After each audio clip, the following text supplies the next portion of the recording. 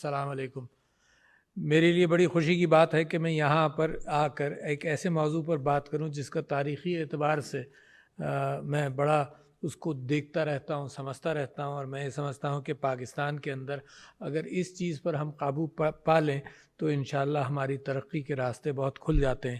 اس بات کو میں اردو میں کرنا چاہتا ہوں with apologies to our guest here diplomats, کیونکہ یہ بات اثر کرنی چاہیے پاکستانیوں کے اوپر، اور کیونکہ پاکستان کے اندر انگریزی زبان سمجھنے والے لوگ کم ہیں، اردو زبان سمجھنے والے زیادہ ہیں، تو شاید یہ تقریر جو ہو اس کی بات دور دور تک پہنچے۔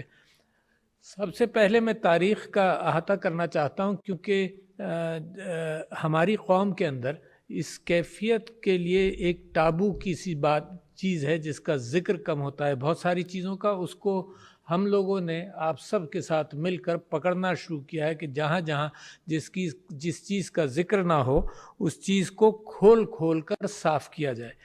تو اسلام جہاں سے ہم روح پکڑتے ہیں اپنے وطن کے لیے، اس کے اندر تو میں 3 بڑی شخصیات کے حوالے سے آپ سے ذکر کروں کہ دنیا کے اندر جب عورتوں کے حقوق کے حوالے سے کوئی بات نہیں تھی بلکہ زندہ دفن کر دیا جاتا تھا، اس زمانے کے عرب کے اندر میرے نبی صلی اللہ علیہ وسلم اور قرآن کا پیغام آیا، اور سب سے زیادہ جو چیز تکلیف دہ تھی اس کے اندر عورت کا مقام بھی تکلیف دہ تھا، کیونکہ دفن کر دی جاتی تھی، اس کے رائٹس نہیں تھے۔ تو آپ یہ سمجھ لیجیے 1400 سال پہلے سب سے پہلے قرآن کے اندر عورتوں کے حقوق اور وراثتی رائٹس کا ذکر ہوا۔ ایک تو وہ ہوا، پھر کمیونٹی کے اندر ایک اہمیت اجاگر کی گئی، 2، تیسرے یہ کہ پھر بزنس انوائرمنٹ کے اندر اس بات کو ریکگنائز کرنا چاہیے کہ Bibi Khadija business woman تھیں جو بڑے بزنس مینوں کے مقابلے میں she was a very successful business woman وہ تھیں۔ چوتھے یہ کہ ریلائبلٹی آف نریشن میں بی بی عائشہ میرے خیال سے احادیث کے اعتبار سے اور ہسٹری کے اعتبار سے ان کی narration of what was happening at that time سب سے زیادہ ریلائبلٹی وہاں سے آئی۔ بی بی Fatima was a daughter of the prophet, and as far as narrations are concerned and rights are concerned, she was one of the embodiments of the same۔ وہاں سے ہم بات شروع کرتے ہیں، اور یہ ذہن میں رکھیے گا کہ میں آپ کا دنیا کے دوسرے دوسری تاریخ کے اعتبار سے یورپ کی اور جہاں پروگریسو کیفیت تھی وہاں کی تاریخ کے ساتھ موازنہ کروں گا، تاکہ آپ کو یہ اندازہ ہو کہ جو آپ اب پاکستان میں تلاش کر رہے ہیں وہ اپنا کھویا ہوا ڈگنیٹی عورت کے اعتبار سے تلاش کر رہے ہیں، کوئی نئی چیز نہیں پکڑ رہے، بلکہ اگر مغرب اس میں ماشاءاللہ ترقی کر گیا، اور بڑی اچھی بات ہے کہ وہ اپنے ایولیوشن کے اعتبار سے یورپ کے اندر جو تبدیلیاں آئیں تو عورتوں نے اپنے حقوق کے لیے جو جدوجہد کی ہے، تو آج کل کی جمہوریتوں اور آج کل کی دنیا کے اندر اگر عورت کو مقام دیا ہے تو یورپین سٹرگل نے دیا ہے۔ مسلمان اس معاملے میں پیچھے رہ گئے ہیں، although they started much early, they gave rights، property rights کا جیسے میں نے آپ سے ذکر کیا۔ تو میں آپ کو صرف ایک مثال دے دوں کہ 1904 تک انگلینڈ کے قوانین کے مطابق عورت کی وراثت نہیں تھی، وہ ملکیت تھی اپنے شوہر کی یا اپنے باپ کی۔ اگر اس کو کوئی چیز مل بھی گئی گری پڑی بھی، یا اس نے محنت کر کے کہیں کچھ کما لیا، وہ بھی اس کے باپ کی یا اس کے شوہر کی ملکیت تھی، وراثت میں بھی اس کا کوئی حق نہیں تھا۔ یہ 1904 کی بات کر رہا ہوں تقریباً آپ سے۔ اچھا، یہی چیز ہر جگہ تھی، اور مسلمانوں کے ہاں 1400 سال پہلے سے عورت کی وراثت کا تعین میجر دے دیا گیا تھا۔ میجرز کے اعتبار سے قرآن کے اندر ایک ایک چیز کا تعین کر دیا، عورت کا، خالہ کا، ماں کا، سب چیزوں کا تعین کر دیا گیا۔ اچھا، سوسائٹی کے اندر اگر آج ہمیں احساس ہے پروگریس کے حوالے سے، تو بانیان پاکستان کے اندر بھی میں آپ سے ذکر کروں کہ سٹرگل کے اندر، پاکستان کے سٹرگل کے اندر مولانا محمد علی جوہر اور مولانا شوکت علی کی والدہ بی اماں کہلاتی تھیں، اور بڑی انہوں نے سیاسی محنت کی، اور سارا ٹریمنڈس ریسپیکٹ تھا ان کا سوشل سرکلز کے اندر۔ پھر قائد اعظم محمد علی جناح، اتنا خیال کیا انہوں نے رتی جناح کا بھی کہ ایک واقعہ بڑا مشہور ہے، کم سے کم میں اس کا بہت ذکر کرتا ہوں کہ وہ کسی جلسے میں گئے، لکھنؤ کی بات ہے شاید، اور گاڑی سے اترے، اور گاڑی سے اتر کر جب پنڈال میں جانے والے تھے تو کسی نے کوئی بات کہی تو ان کو پھر گاڑی میں بیٹھ کر سننا پڑا۔ تو اتنی دیر میں رتی جناح اتر کر گئیں اور پنڈال میں لوگوں نے منع کر دیا کہ آپ نہیں آ سکتی اندر. تو وہ واپس آئیں, انہوں نے کہا Jinnah they are not letting me into the function. تو جناح صاحب took out his card and said کہ تم جاؤ اور تمہیں کوئی روکے گا نہیں, یو گو.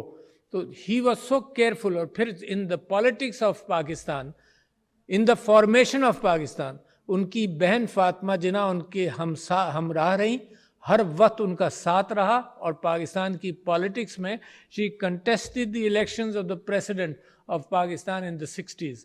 اس کے بعد بھی پاکستان کی تاریخ میں بے نظیر صاحبہ نے ٹریمینڈس کنٹریبیوشن. اور آج کل کی سیاست کے اندر بھی پاکستان تحریک انصاف اور بہت ساری پارٹیز نے اس بات کا اہتمام کیا کہ عورتیں جلسوں میں آئے, عورتوں کا مقام بنے, اور عورتیں قربانیاں دینے میں بھی ساتھ ساتھ چل رہی ہیں. تو دس از این اپریسیشن کہ پاکستان کے اندر ایک ارتقائی کیفیت ہے جس کے اندر عورت کا اپنا مقام بہتر ہوتا چلا جا رہا ہے. اس کے باوجود میں اس چیز کو یوں اہمیت دیتا ہوں کہ آپ یہ جان لیجئے کہ بہت ساری چیزوں کے لیے, مثال کے طور پر ہم نے ترقی کرنی ہے فائنانس سائڈ پر یا ایکسپورٹس انڈسٹریز کے اندر, یہ اور بہت ساری چیزوں کے اندر ہمیں فائنانسز کی ضرورت ہے, ہمیں پیسوں کی ضرورت ہے. ہم انٹرنیشنل کوآپریشن کا ذکر کرتے ہیں کہ وہاں سے ہمیں کچھ امداد مل جائے تاکہ ہم اپنی معاشی صورتحال جو کمزور ہے اس کو مستحکم کر سکیں. But at the same time بہت ساری چیزیں ایسی ہیں بہنوں اور بھائیوں جس کے اندر کسی فائنینشیل مدد کی ضرورت نہیں ہے. ضرورت کس چیز کی ہے؟ اپنے ایٹیٹیوڈز کو بدلنے کے لیے, جو سب سے سستا کام ہے. It is a matter of days if you want to do that. Families کے اندر ایٹیٹیوڈز بدلنے, اور یہ کام تو بڑی تیزی سے بھی ہو سکتا ہے. اس کام کے لیے ہمیں صدیاں اور دہائیاں نہیں چاہیے. تو لہٰذا میری جو آپ سے اپیل ہے وہ یہ ہے کہ اس ملک کی ترقی کے اندر سب سے زیادہ تیزی سے اگر ترقی ہوگی تو ہمارے ایٹیٹیوڈز بدلنے, صرف اسی میں نہیں بلکہ اس میں سب سے زیادہ, کیونکہ آج آپ کے سامنے میں اس بات کا ذکر کر رہا ہوں. آپ کا یہ دنیا کے اندر ٹائٹل ہے 16 days of activism against gender based violence and for elimination of harassment against women. تو جب ہم یہاں پر آئے تو یہ 16 days کو ہمیں طوالت دینی پڑے گی. کیوں؟ کیونکہ جب یہاں پر آئے تو ایک اور ٹابو تھا پاکستان کے اندر. مثال کے طور پر Mrs Samina Alvi picked up breast cancer, اور وہاں پر اس بات کا ذکر تھا کہ جیسے ہی میں الیکٹ ہو کر آیا تو جناب اکتوبر کے اندر بریسٹ کینسر اویئرنیس کا منتھ دنیا میں منایا جاتا ہے. تو شی سیڈ کہ یہ ڈے کا کیا فائدہ؟ It has to be at least a month-long venture. If it's a month-long venture, why not a year-long effort? Because when you're changing attitudes and awareness, it's a daily matter. It's not a matter کہ ایک دن آپ کریں اپنے گھر کے اندر اپنی خواتین کے ساتھ ایک اچھا رویہ اور دفاتر کے اندر اچھا رویہ, اس کے بعد آپ واپس کوئی کسی روٹین پر آ جائیں. That is not so. روزانہ ہمیشہ مستقل انداز سے اپنے ایٹیٹیوڈز کو بدلنا پڑے گا. پھر اگر عورتوں کو طاقتور بنانا ہے, جس کو امپاورمنٹ کے لفظ سے دنیا کے اندر شہرت دی جاتی ہے, امپاورمنٹ آف وومن, تو امپاورمنٹ بہت ساری طریقوں سے ہوتی ہے. ایک تو فزیکل جان بنائی جاتی ہے, اور اس کے اندر بھی آپ نے دیکھا ہوگا مستقل موقعوں پر عورتوں کو یہ بھی کہیں مغرب کے اندر اور جگہوں پر سکھایا جاتا ہے کہ اتنا فزیکل دفاع کرنے کے قابل بھی ہو جاؤ, نہیں تو کوئی چیز ایسی رکھو, کوئی اسپرے رکھ لو اپنے آپ کو دفاع کرنے کے لیے. تو وہ ایک فزیکل امپاورمنٹ ہے. دوسری امپاورمنٹ کیا ہے؟ ایک فائنینشیل امپاورمنٹ جو سب سے اہم ہے, جس کے اندر فاسپا کا رول, پاکستان کے قوانین are not a remnant but a reflection of the قوانین of Islam as far as strengthening of financial empowerment of women is concerned. اگر آپ فائنینشلی امپاور نہیں کریں گے تو باقی سب لفاظی ہے. پاکستان کے اندر ہم نے یہ بہت دیکھا, اور میں اس کو تنزیہ کہا کرتا ہوں کہ پاکستان کے اندر ہم نے بہت دیکھا کہ عورتوں کو وراثت کلچر کے اعتبار سے ہم نے انہیرٹ کر لیا کہ وراثت میں شامل نہیں کرتے. انشور کرتے ہیں کہ ویلتھ فیملی میں رہے, فیملی کے مردوں میں رہے, اور نتیجہ یہ ہوتا ہے کہ ہم نے یہ بھی دیکھا کہ بہنیں ماں باپ کے انتقال کے بعد اپنی پراپرٹی گفٹ کر دیتی ہیں بھائیوں کو, اور بہت کم میں نے یہ دیکھا کہ بھائی اپنی پراپرٹی بہنوں کو گفٹ کریں. دیکھا ہے آپ نے؟ کہیں کم دیکھا ہوگا. What a contradiction! I have practiced it by the way, but what a contradiction. When my mother